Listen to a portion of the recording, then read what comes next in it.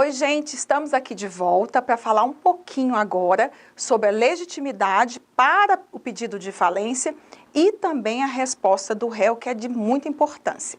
Vamos lá. A primeira coisa, a legitimidade. Quem é a parte legítima para pedir falência? Primeiro, o devedor pode? Pode. Ele pode pedir a sua autofalência. Inclusive, é importante quando ele se vê no estado de falência, justamente para não ter problemas tributários depois, como a súmula 435 lá do STJ, trazendo os sócios a responder à ação de execução. Bem, a questão do cônjuge sobrevivente, os herdeiros ou o inventariante, no caso da falência do espólio, também é importante quando tem mais dívidas do que bens a serem inventariados, ou a questão dos herdeiros em receber mais dívida do que bens. Eu vou simplesmente deixar de fazer o inventário? Não, eu posso pedir a falência desse espólio também. E a questão do cotista ou acionista, que nós vimos ali na aula passada, a questão do artigo 94, o inciso 1, o inciso 2, não, seria o credor. Agora, o inciso 3, sim. Tanto o cotista quanto o acionista, ele também pode pedir a falência da empresa. E, por fim, a questão do credor também é o mais comum, quando o credor tem dívidas a receber, né, tem créditos a receber, ele não consegue receber ou ele tem aquele título, né, o artigo 94, inciso 1, que nós falamos, o título de crédito com mais de 40 salários mínimos devidamente protestado, ou no caso, né, da execução frustrada, que ele entra com a ação de execução, não consegue receber, o devedor não nomeia bens à penhora, e aí sim ele pode pedir a falência desse devedor. E por final, o liquidante, que é uma obrigação do liquidante. Se ele perceber a falência do devedor, se ele perceber que o devedor não tem condição de pagar as suas dívidas, é uma obrigação do liquidante pedir a falência dessa empresa. Bem, liquidação vai ser assunto de uma outra aula que nós vamos fazer aqui no IDJUR. Bem, falamos da falência do devedor. Quando o devedor pode pedir falência? É muito importante que ele não feche as portas da sua empresa. É muito importante que ele haja, que ele tenha essa dissolução de forma regular, para não ter problemas, por exemplo, com o fisco, para não ter problemas tributários e também com os seus credores, para não incorrer na possibilidade, vamos supor, de uma desconsideração da personalidade jurídica. Se ele percebe que deve mais do que tem para receber, se ele percebe que ele está no estado de falência, que ele não tem condição de pedir a recuperação dessa empresa, então é importantíssimo que ele peça a autofalência, justamente para poder liquidar, para poder fechar a sua empresa da maneira correta, inclusive podendo dar baixa na junta comercial. Bem, como ele pode fazer para pedir a autofalência? Primeira coisa que eu sempre indico é que tenha um bom advogado na parte empresarial ou um bom contador que possa trazer os documentos que são importantíssimos para instruir o pedido de falência. Bem, o artigo 105, ele fala o seguinte: o devedor em crise econômico-financeira que julgue não atender aos requisitos para pleitear a sua recuperação judicial deverá requerer ao juízo sua falência, expondo as razões da impossibilidade de prosseguimento da atividade empresarial, acompanhadas dos seguintes documentos. Primeira coisa, gente, que é muito importante, ele precisa demonstrar que ele não tem condição mais de manter a sua empresa aberta. Não é simplesmente dizer ao juízo, ele precisa provar que ele não tem condição mais de ter essa empresa aberta. Se ele tiver condição de manter a sua atividade, então que peça a recuperação judicial. Claro, o empresário não tem interesse, a grande maioria, não tem interesse de fechar as portas da sua empresa. Ele tem interesse que ela continue, porque a ideia é oferir lucro.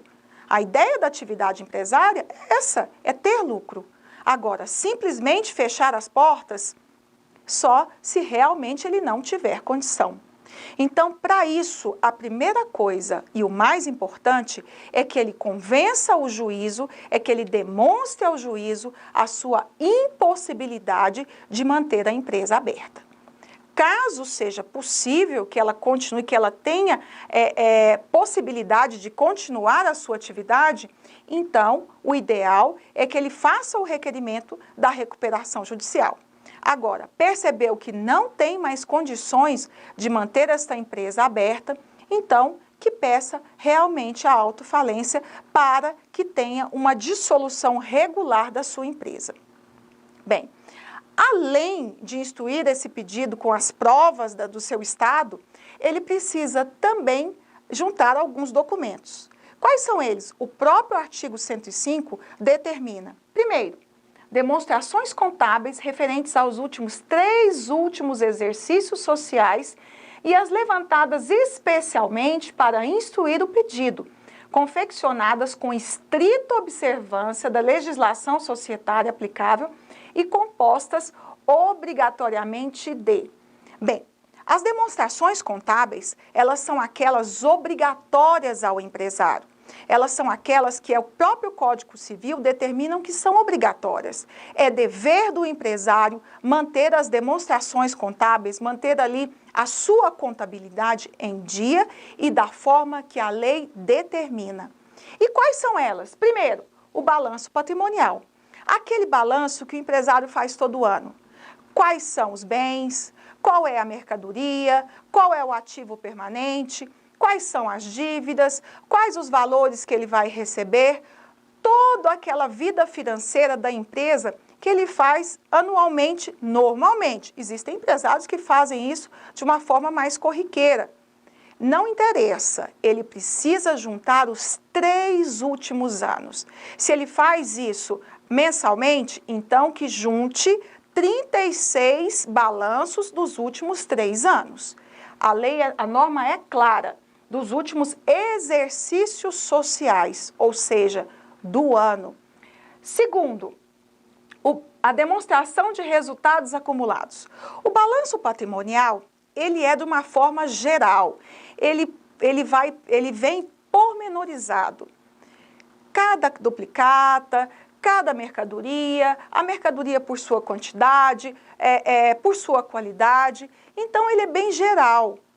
Agora, no caso, a demonstração de resultados acumulados, ele simplesmente vai pegar esse balanço e vai, vamos dizer assim, resumir, ele vai facilitar. Isso vai demonstrar o que ele tem para receber e o que ele tem para pagar. Então, vai facilitar ao juízo perceber o que ele tem para receber e o que ele tem para pagar.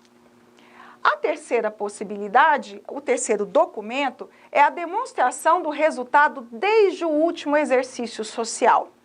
Essa demonstração, ela é específica para o pedido de falência. Ele tem que demonstrar qual é a perda que ele teve, ele tem que demonstrar a depressão patrimonial que faz com que ele peça a falência. Então, essa demonstração, ela é específica para o pedido de falência. Veja, nós temos o balanço patrimonial, ele é algo que a empresa deve fazer, ela precisa fazer, porque isso é norma, isso é lei. Nós temos também a demonstração de resultados acumulados, isso vai facilitar, visualizar o ativo e o passivo, e nós temos aquele documento que vai ser feito para o processo em si, que é a demonstração de resultado desde o último exercício social. Também deve ser juntado um relatório de fluxo de caixa. Quais são os valores a receber, qual é o valor que entrou, qual é o valor que saiu, tudo isso deve estar junto com a petição inicial. Isso, gente, vai fazer com que o juízo analise se realmente essa empresa esteja no estado de falência, se ela realmente não tem condição mais de se manter aberta. Continuando, a relação nominal dos credores, indicando endereço, importância, natureza, classificação dos respectivos créditos. Aí já começa a ideia da formação do quadro de credores. Quem são os meus credores? Se eu devo tanto, quem são os credores? Qual o valor da dívida? Eu aqui, a própria norma, ela não pede endereço, ela não pede qualificação do credor, não pede CPF, não pede identidade, não pede nada. Entretanto, faz parte do cuidado do advogado informar ao juízo o endereço e a qualificação de cada credor, justamente para facilitar a intimação de cada um. Então, aqui, temos que demonstrar quem são os credores, qual o valor dos créditos, qual o vencimento e onde estão qualificados no quadro geral de credores. Também devemos relacionar os bens e direitos que compõem o ativo com as respectivas estimativas de valor e documentos comprobatórios de propriedade. Aqui, como nós vamos pedir a autofalência, eu já preciso saber quais são os bens que compõem o ativo dessa empresa. Quais são os bens que essa empresa tem? Preciso fazer uma estimativa de valor. Eu preciso de um documento assinado por um contador, por um avaliador, falando qual é o valor do imóvel? Seria interessante, porque quanto maior o valor desse imóvel, melhor vai ser avaliado lá na hora de fazer um leilão, na hora de vender, futuramente, que nós vamos ver ali na segunda fase da falência. Entretanto, é possível que seja feita uma avaliação pelo valor venal do bem ou o valor das mercadorias. Então, é importante que tenha a relação dos bens e dos direitos. O que seriam os direitos? Aquela procuração em causa própria que a empresa tenha. O bem ainda não está registrado em nome da empresa, mas ele tem direito a um apartamento, ele tem direito a um caminhão, alguma coisa nesse sentido que vai compor o ativo desta empresa.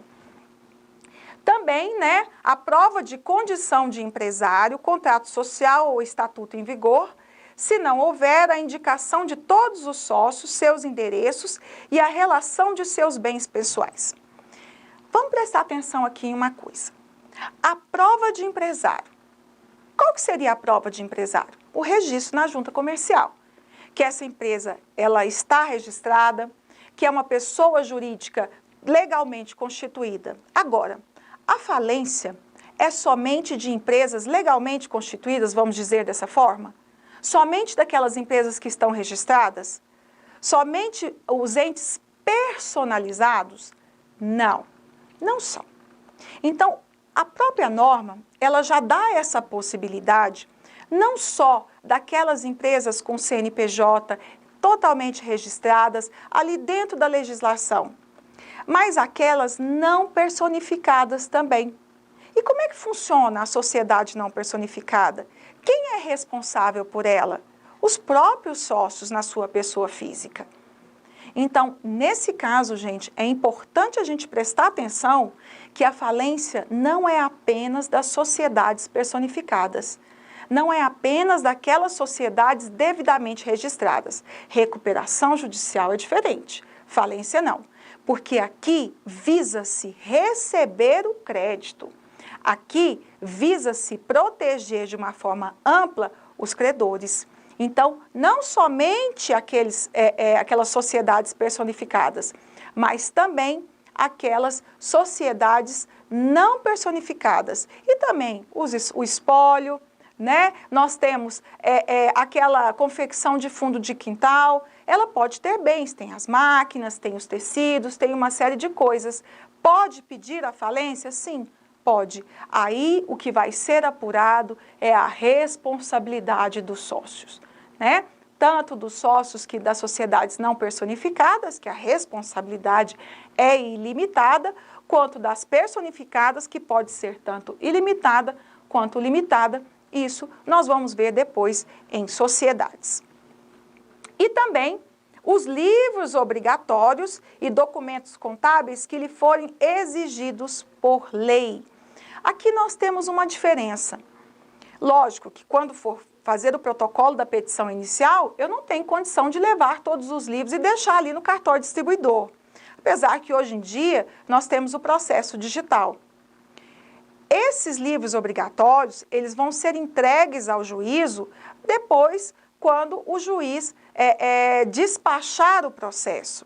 Aí sim, não é somente deixar à disposição.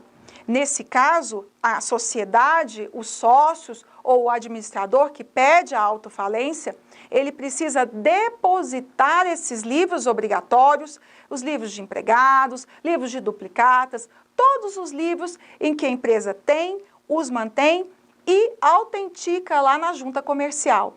Ele não é somente deixar à disposição, ele precisa entregar esses livros, ele precisa levar lá no juízo para quê? Para o administrador judicial tomar ciência do que acontece na empresa e poder fazer o seu trabalho. Para isso, ele precisa ter acesso a todos os livros. Bem, e por fim, a relação dos seus administradores nos últimos 5 anos com os respectivos endereços, suas funções e participação societária. Para que isso? Vamos aguardar um pouquinho, no próximo bloco vamos falar a respeito.